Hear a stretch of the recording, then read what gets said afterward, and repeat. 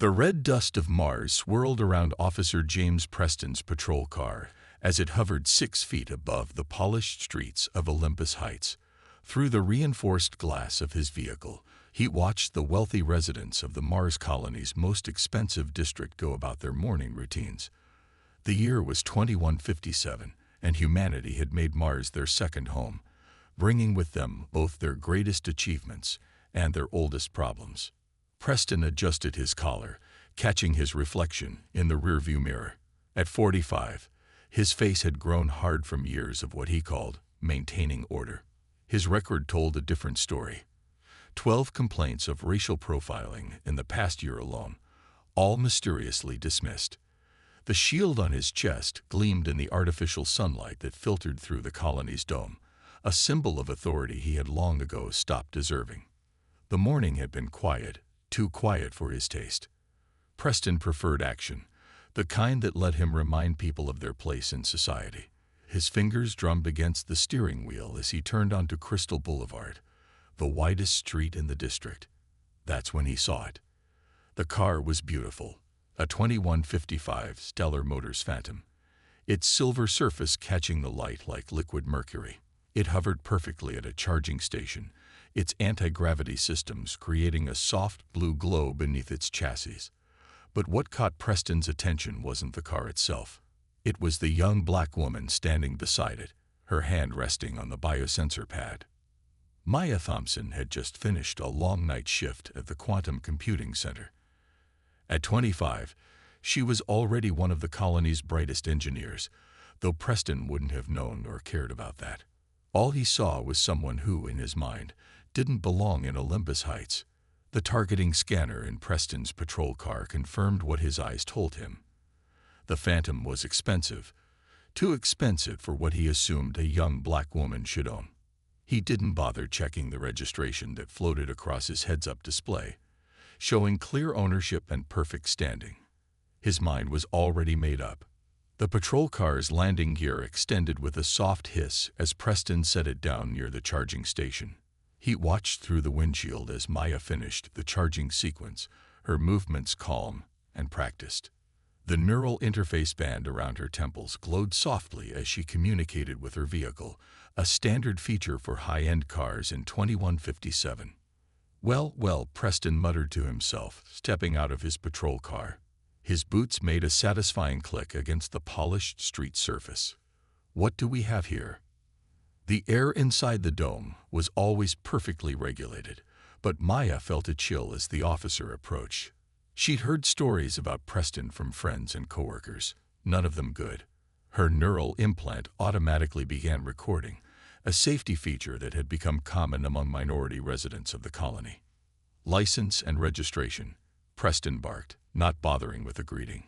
His hand rested meaningfully on his plasma stun baton. Maya's neural interface projected her documentation into the air between them, a holographic display showing everything in perfect order. "Is there a problem, officer?" she asked, her voice steady despite the tension building in her chest. Preston walked around the Phantom, his boots deliberately scuffing its pristine surface. "You could say that. We've had reports of stolen luxury vehicles in the area. This seems a bit above your pay grade." The insult was clear, but Maya kept her composure. She dealt with men like Preston before, though usually not ones with badges and weapons. "The car is registered to me, Officer Preston. You can verify that with Colony Central." "Oh, I intend to do more than that," Preston said, his lip curling into what might have been a smile, but looked more like a sneer. "Step away from the vehicle." Behind them, the morning crowd of Olympus Heights had begun to take notice. A few people slowed their walks to watch, their own neural interfaces undoubtedly recording. But Preston didn't care about witnesses. In his experience, complaints disappeared, recordings got corrupted, and he always came out clean. What he didn't know, what he couldn't have known, was that this morning would be different. The Phantom wasn't just an expensive car, and Maya Thompson wasn't just another target. As Preston reached for his stun baton, the quantum processors hidden throughout the vehicle began their silent calculations, preparing for what was about to unfold. The red dust of Mars continued to swirl, carrying with it the promise of long-overdue justice. The morning air in the Mars dome crackled with tension as Officer Preston circled the Stellar Motors Phantom like a predator sizing up its prey. Maya Thompson stood her ground, her neural implant steadily recording every second of the encounter. Around them, the number of onlookers grew, their morning routines forgotten in favor of the drama unfolding before them. I said, "Step away from the vehicle," Preston repeated, his voice harder this time. He pulled out his tablet, making a show of checking non-existent reports. "We've got multiple alerts about a vehicle matching this description. Quite a coincidence, wouldn't you say?" Maya took a deep breath, remembering her rights training. "Officer Preston, your tablet is displaying no such alerts. My neural feed can detect them if they exist." She gestured to the glowing band around her temples. "Would you like me to connect to Colony Central and verify?" Preston's face darkened. He wasn't used to his targets being so well-informed or composed. "Listen here," he growled, stepping closer. "Your fancy neural toys don't change anything. I'm conducting an official investigation, and you're interfering." The Phantom's sensors detected Preston's elevated heart rate and aggressive stance. Inside its quantum processors, threat assessment algorithms began running complex calculations. The car's AI system, far more advanced than any civilian model, waited silently for the situation to cross its predetermined safety thresholds. "I have the right to remain in control of my property unless you can show probable cause," Maya stated firmly. The words came easily. She practiced them countless times, hoping she'd never need them. "Your body camera appears to be disabled. Officer Preston, would you like me to submit a maintenance request through my Neuralink?" Preston's hand tightened on his stun baton. "That's it. You're under arrest for interfering with a police investigation." He reached for her arm, his fingers closing around her wrist with unnecessary force. "We'll sort out this vehicle's ownership down at the station." The growing crowd gasped. Several neural feeds began broadcasting the incident live across the Mars colony's social networks. Preston ignored them all, focused entirely on asserting his authority. Maya didn't resist the arrest. She didn't need to. "Officer Preston, I'm activating my emergency protocols now. This is your final warning." Her voice was steady, almost sad, as if she knew what was about to happen and wished it didn't have to. "Final warning." Preston laughed, reaching for his handcuffs. "Listen, girl, your threats daunt." His words cut off as the Phantom's systems suddenly hummed to life. The car's soft blue running lights shifted to a deep red, and a barely visible energy field shimmered around its surface. Preston's handcuffs clicked uselessly against it, unable to reach Maya through the protective barrier. "What the hell?" Preston stumbled back, drawing his plasma pistol. It was exactly the wrong move. The Phantom's AI interpreted the weapon as a direct threat. In an instant, its civilian facade melted away. Hidden panels slid open along its surface, revealing sophisticated defense arrays. Preston found himself caught in a containment field, his plasma pistol deactivating automatically. "Officer James Preston," Maya's voice carried a new authority now. "You are attempting to illegally seize classified Mars Defense Force technology. This vehicle is a military-grade security system disguised for field testing. Your actions have triggered emergency containment protocols." The crowd watched in amazement as Preston's face went from red with anger to pale with fear. He tried to move, but the containment field held him firmly in place. His neural implant, a basic police model, was no match for the quantum systems now probing his personal files. This is impossible," he sputtered, watching as years of carefully hidden misconduct began scrolling across the Phantom's holographic displays. "You can't do this." Maya allowed herself a small smile. "Actually, Officer Preston, I can. And I'm just getting started." Above them, through the dome's transparent panels, the Martian sun continued its slow climb across the sky. For Officer James Preston, it would be the last sunrise he would see as a free man. News of the incident spread through Mars colony faster than a dust storm.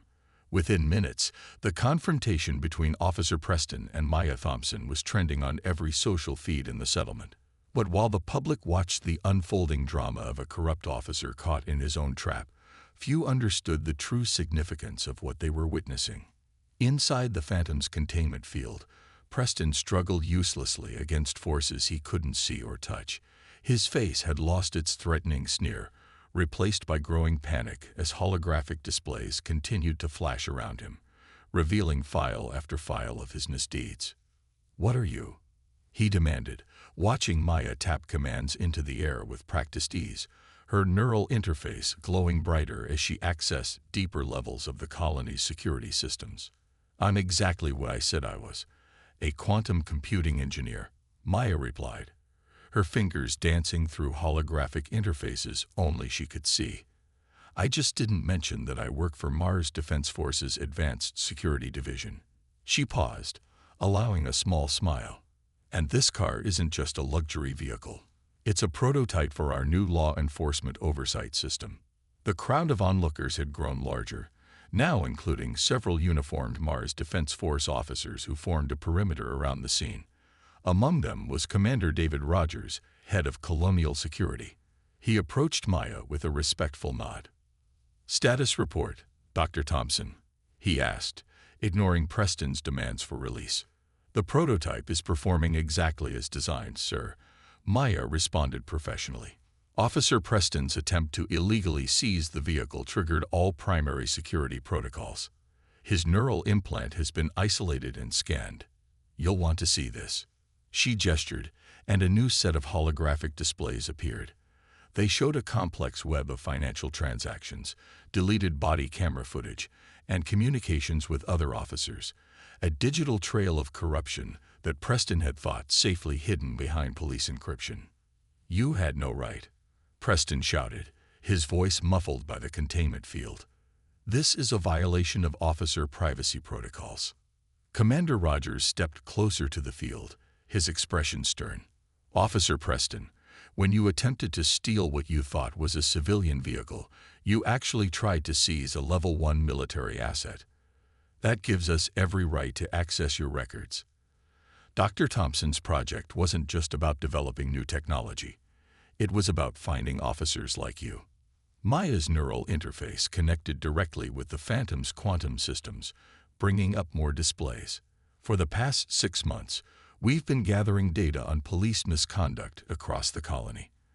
But we needed clear, undeniable evidence of an officer acting on their own corrupt impulses."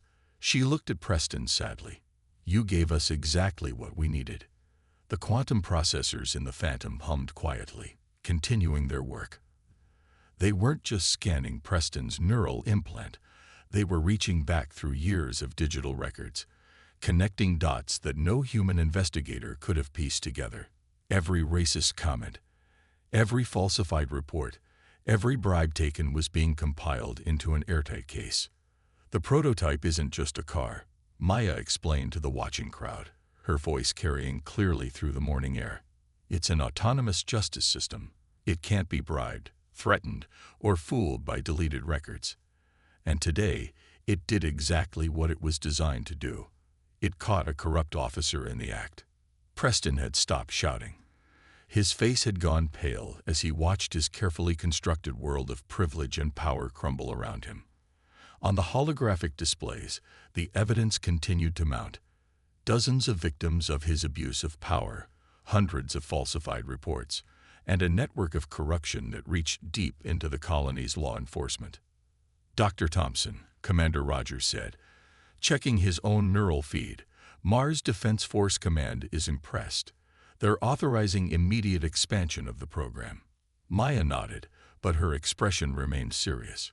She looked at Preston, still trapped in the containment field, and saw not just one corrupt officer, but a symbol of a system that needed to change. "This is just the beginning," she said quietly.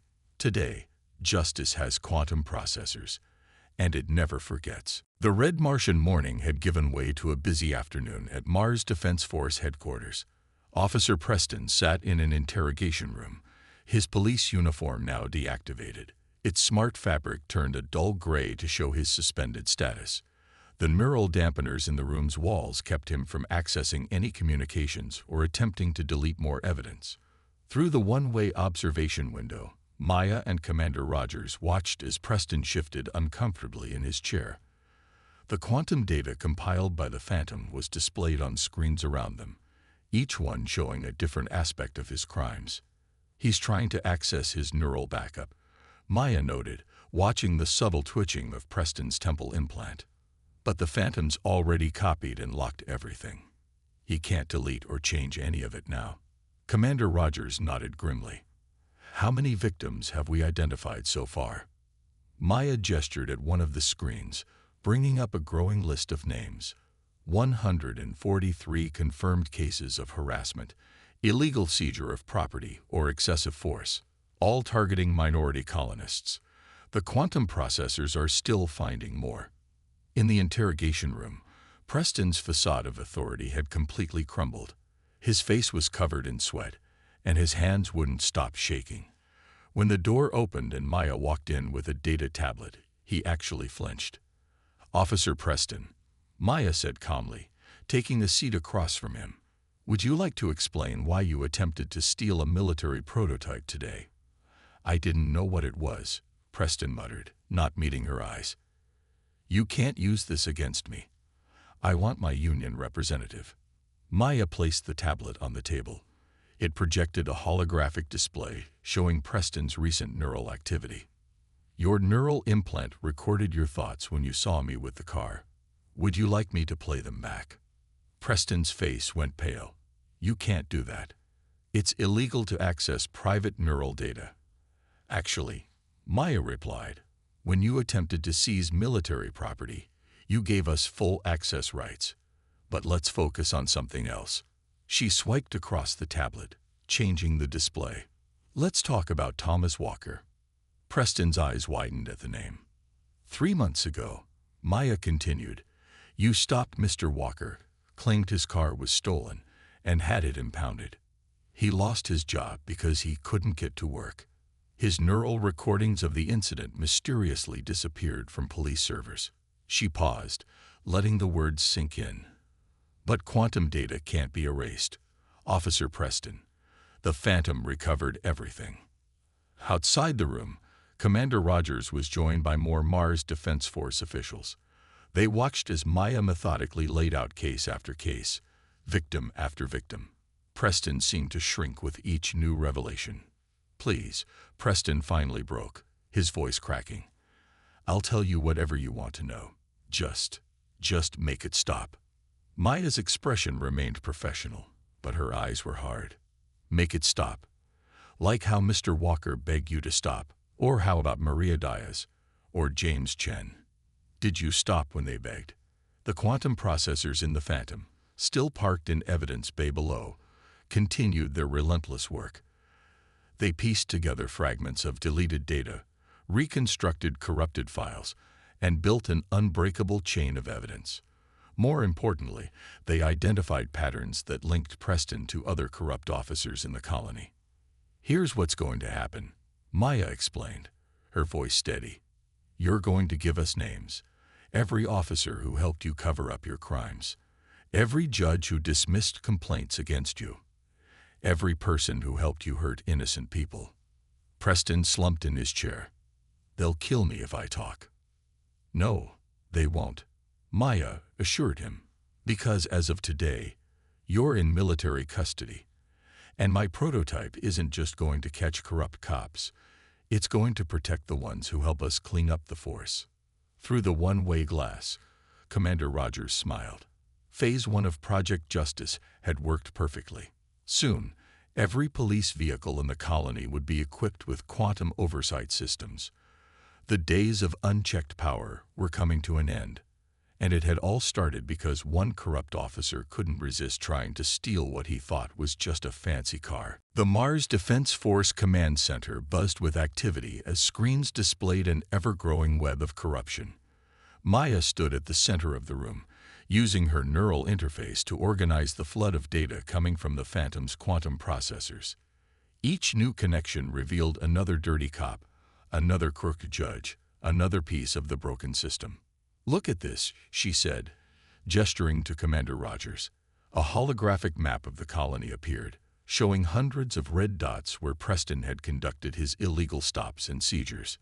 Each dot represents a life he tried to ruin. But watch what happens when I add his partners. More dots appeared, different colors for different officers. Soon the map was covered in a rainbow of corruption, spreading like a virus through the colony's districts. "How deep does this go?" Rogers asked, his face grim as he watched the display. Maya pulled up another screen, this one showing financial transactions. At least 30% of the police force is involved. They've been running a kind of protection racket. Stop innocent people, seize their property, then sell it back through underground channels. In the interrogation room below, Preston had finally started talking. His confession poured out in a desperate stream, each word captured and analyzed by the quantum systems. It started small. His voice came through the speakers, tired and defeated. Just a few stops here and there. Rich people didn't care. They could buy their way out. But the poor ones, the minorities, they couldn't fight back. We knew they couldn't afford lawyers who could access their neural recordings. Maya's hands clenched as she listened. The neural band around her temples glowed brighter with her controlled anger. "Play the Walker incident," she commanded. The main screen lit up with Preston's own neural recording from 3 months ago. They'd watched through his eyes as he approached Thomas Walker's car, saw his internal thoughts appear as text overlays. Too nice a car for someone like him. The recording showed him planting false evidence, calling for an impound, laughing with other officers as Walker pleaded for mercy. "Freeze playback," Commander Rogers ordered, looking slightly sick. "How many cases like this do we have?" Maya brought up a new display. The Phantom has reconstructed over 1,000 incidents. Preston was just the tip of the iceberg. These officers have been working together, sharing techniques, covering for each other. They even have judges and court officials helping them erase neural evidence. The quantum processors continued their work, breaking through layers of encryption and deletion. They found hidden accounts full of stolen credits, warehouses filled with seized vehicles, and lists of targets, all carefully selected based on their vulnerability. "Dr. Thompson," a young analyst called from her station, "you need to see this. We've found something in Preston's deep neural storage." Maya walked over, her own neural interface connecting with the analyst's display. What she saw made her blood run cold. It was a list of planned targets. People Preston and his colleagues were planning to frame for serious crimes. People who had started asking too many questions. Her own name was on that list. They were watching me. Maya realized, the pieces falling into place. They knew someone was investigating. That's why Preston approached me today. It wasn't random at all. Commander Rogers quickly issued orders to secure the homes and workplaces of everyone on the list. "They won't get away with this," he assured Maya. "Thanks to your prototype, we got them all." But Maya wasn't so sure.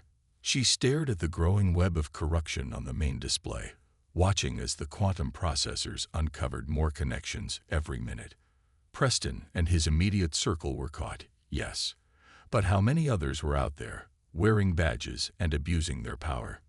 She walked to the window, looking out at the dome that protected their colony from the harsh Martian environment. Inside that dome, they'd recreated the best and worst of humanity. Now they had a chance to fix it. "Prepare the Phantom for full data upload," she ordered. "It's time to take this project colony-wide." Above her, the artificial sky simulated a perfect blue day.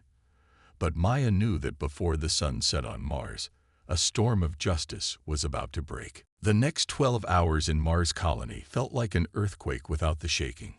One by one, police officers across the settlement found their neural implants locked, their vehicles frozen, and Mars Defense Force troops at their doors. The quantum processors in the Phantom had given Maya's team everything they needed to act. In the command center, Maya watched the operation unfold on multiple screens. Each dot on the map represented another arrest, another corrupt officer facing justice. Commander Rogers stood beside her, coordinating teams through his military neural link. "Status update," He called out to the room. "How many in custody?" A young lieutenant responded quickly. 43 officers arrested, sir. 15 judges suspended. 6 court clerks detained for evidence tampering. The quantum data is holding up. None of them can deny their neural recordings. Preston sat in his cell below, watching through the security feed as his corrupt empire crumbled. His face had aged years in just a few hours as he witnessed former friends and colleagues led away in restraints. The tough cop who had terrorized innocent people for years now looked small and afraid. Maya's neural interface pinged with an urgent alert. "Commander," she called out, "you need to see this." The Phantom just decrypted Preston's private messages from last week. They were planning something big. The main screen filled with decoded communications. The corrupt officers hadn't just been harassing and stealing. They had been preparing to take control of the entire colony's law enforcement system. Their plan would have given them power to rewrite neural recordings colony-wide, erasing any evidence of their crimes forever. If we hadn't caught Preston today. Maya's voice trailed off as she realized how close they'd come to disaster. "But we did catch him," Rogers reminded her. "Thanks to you and your prototype." The doors to the command center slid open as Thomas Walker entered, accompanied by other victims of Preston's abuse. Maya had insisted they be brought in to witness justice being done. Walker's eyes were wide as he watched the arrests continuing on the big screen. "Is it really over?" he asked Maya, his voice barely hiding years of pain and fear. "They can't hurt anyone else." Maya walked over to him, pulling up a holographic display of his case file. "Not only is it over, Mr. Walker, but everything they took from you will be returned. The quantum processors found all the stolen property, all the seized vehicles.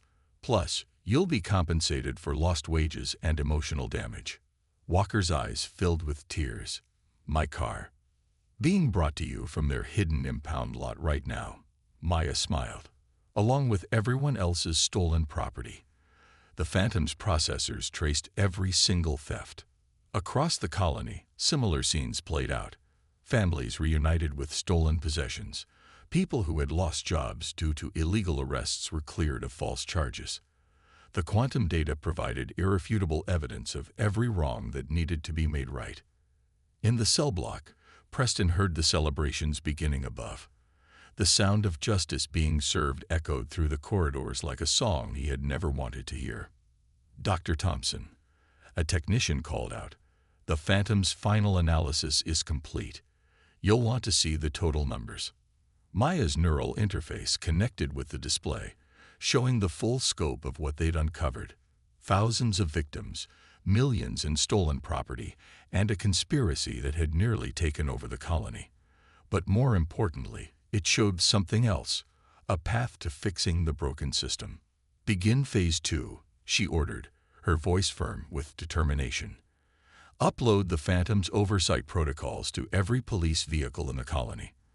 From now on, no officer acts without quantum supervision." Commander Rogers nodded in approval. "What about the prototype itself?" Maya looked through the window at the silver car still sitting in the evidence bay, its systems humming with artificial intelligence and quantum processing power. "Keep it active. Something tells me we're not done cleaning up this colony yet." The day shift was ending in Mars Colony, the dome's light systems simulating a calming sunset. But for the first time in years, the coming darkness brought no fear, only the promise of a brighter tomorrow. 1 week after Preston's arrest, the Mars Colony Police Department looked very different. Every patrol car now carried a miniature version of the Phantom's quantum processors. Every officer wore a new type of neural implant that couldn't be turned off or tampered with. But the biggest change wasn't in the technology. It was in the people's eyes. Where there had been fear, now there was hope. Maya stood in front of the Colony Council, her neural interface projecting statistics onto the large screen behind her. The council chamber was packed with citizens, many of them former victims of police corruption, all eager to hear about the changes. In just 7 days, Maya reported, complaints against officers have dropped to 0. The quantum oversight systems have prevented 43 attempts at illegal stops or seizures. More importantly, we've started rebuilding trust. Council Leader Anderson leaned forward in his chair, and the officers themselves. How are they adapting to the new system? Maya brought up a new display showing police activity across the colony. The honest officers love it. They say it protects them from false accusations while helping them do their jobs better. The quantum systems can analyze situations faster than human minds, helping prevent mistakes before they happen. In the back of the chamber, Thomas Walker sat with his family. His car, returned and repaired, was parked proudly outside. But more valuable than the returned property was the feeling of safety they now had when traveling through the colony. Dr. Thompson, a council member, asked, "What about Preston and the other arrested officers? What happens to them?" Maya's expression turned serious. They're facing military tribunal. The quantum evidence is irrefutable. But we're not just punishing them. We're learning from their mistakes to make sure this never happens again. The screen showed the new training programs being developed. Every new officer would work with the quantum systems from day one, learning to serve and protect rather than dominate and control. The Phantom's AI had analyzed thousands of police interactions to create perfect training scenarios. In his military detention cell, Preston watched the council meeting on a small screen. His face had grown haggard, his arrogance replaced by the weight of his crimes. The quantum processors had found everything, every threat, every bribe, every moment of cruelty he had thought safely hidden in his neural storage. Back in the council chamber, Maya introduced the next phase of the project. "We're not stopping with police reform," she announced. "The quantum oversight systems will be adapted for all public officials, judges, administrators, anyone with power over citizens' lives will be held accountable." The crowd erupted in applause. Among them was Maria Diaz, another of Preston's victims, holding her young daughter. "Will it last?" she asked when the noise died down. "Can we really trust that things have changed?" Maya walked down from the podium to address her directly. "The quantum systems can't be fooled or corrupted. They don't care about race, wealth, or status. They only care about justice. But more importantly, we've shown that the people of this colony won't tolerate abuse of power anymore." Commander Rogers, standing at attention near the chamber doors, smiled as he watched the proceedings. The Mars Defense Force had already received requests from Earth colonies wanting to implement similar systems. What had started with one corrupt officer trying to steal what he thought was a luxury car had sparked a revolution in law enforcement. "Dr. Thompson," Council Leader Anderson called out, "the Council has one more item to discuss. We'd like to establish a permanent oversight division, with you as its director. Will you accept?" Maya's neural interface glowed as she considered the offer. Through it, she could feel the Phantom's quantum systems running smoothly throughout the colony, watching, protecting, ensuring justice.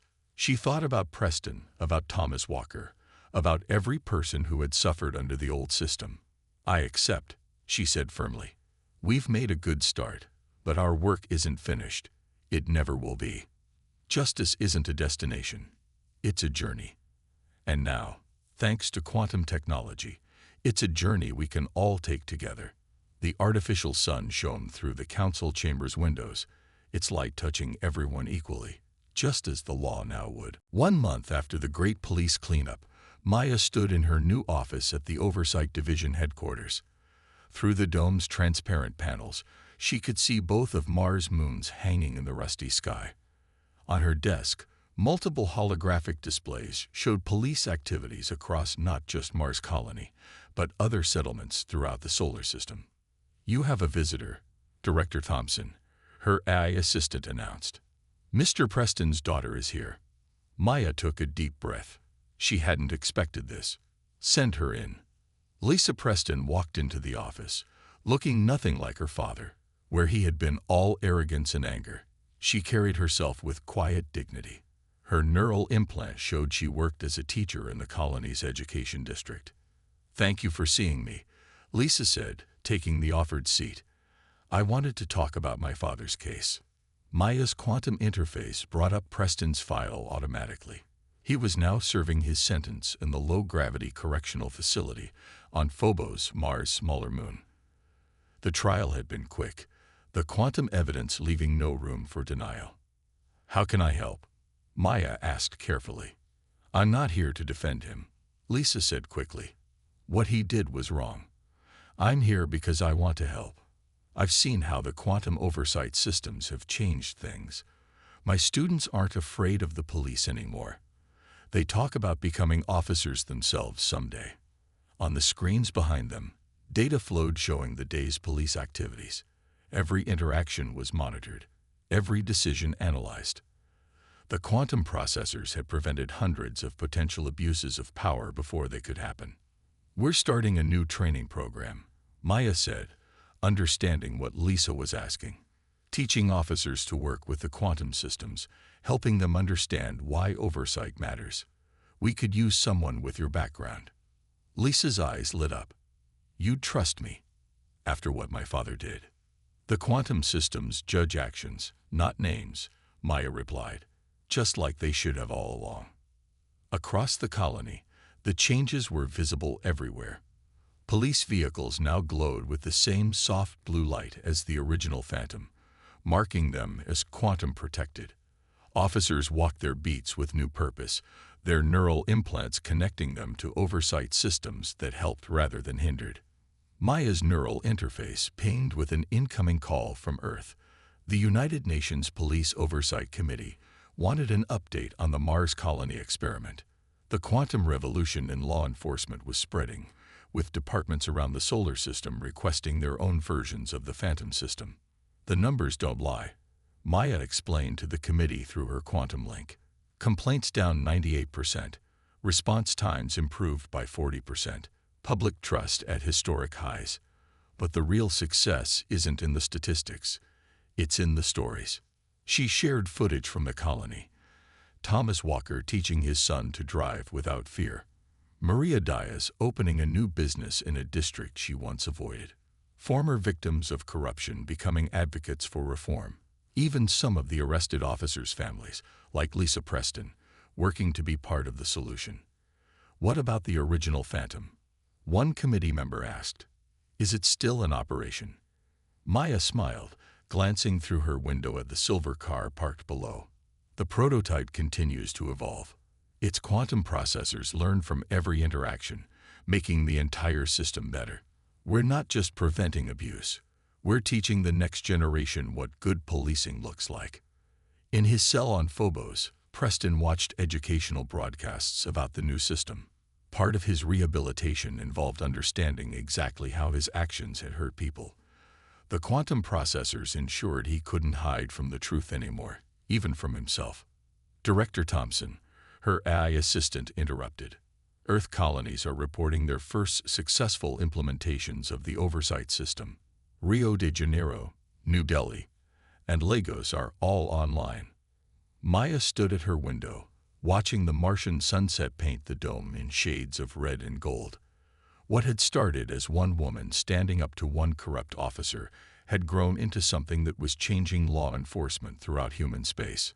"Send congratulations to the Earth teams," she said, "and remind them, this is just the beginning.